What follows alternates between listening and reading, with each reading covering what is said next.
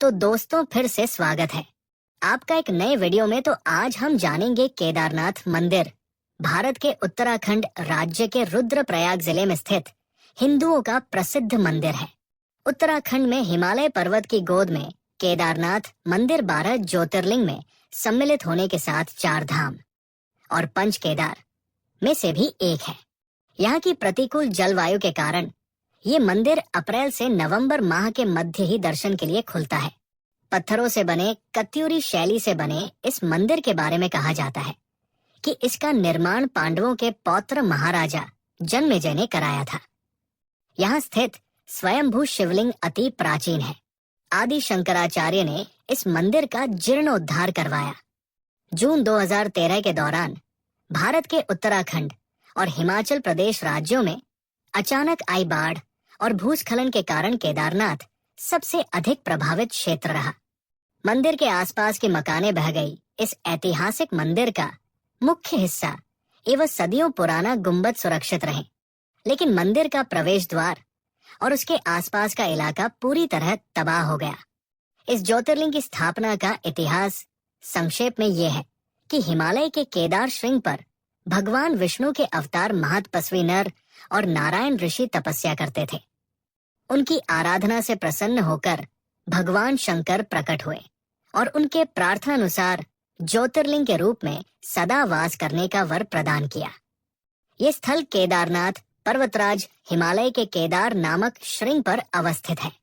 पंच केदार की कथा ऐसी मानी जाती है कि महाभारत के युद्ध में विजयी होने पर पांडव भ्रातृ हत्या के पाप से मुक्ति पाना चाहते थे।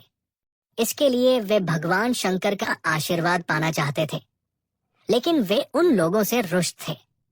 भगवान शंकर के दर्शन के लिए पांडव काशी गए, पर वे उन्हें वहां नहीं मिले।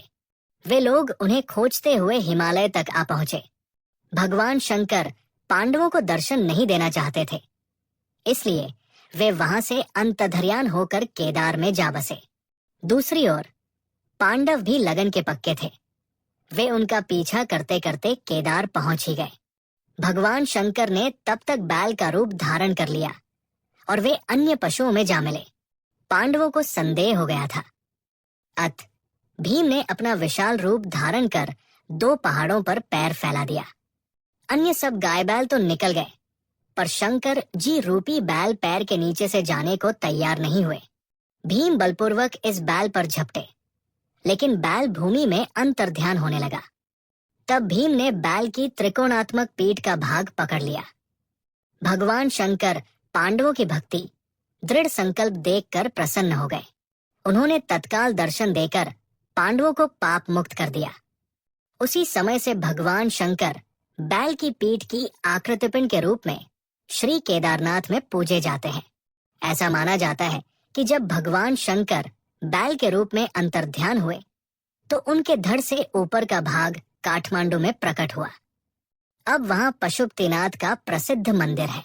शिव की भुजाएं तुंगनाथ में, मुख रुद्रनाथ में, नाभि मदमहेश्वर में और जटा कल्पेश्वर में प्रकट हुए। इसलिए इन 4 स्थानों सहित श्री केदारनाथ को पंच केदार कहा जाता है। यहाँ शिवजी के भव्य मंदिर बने हुए हैं। वीडियो अच्छी लगी हो तो लाइक, शेयर और सब्सक्राइब करना न भूलें।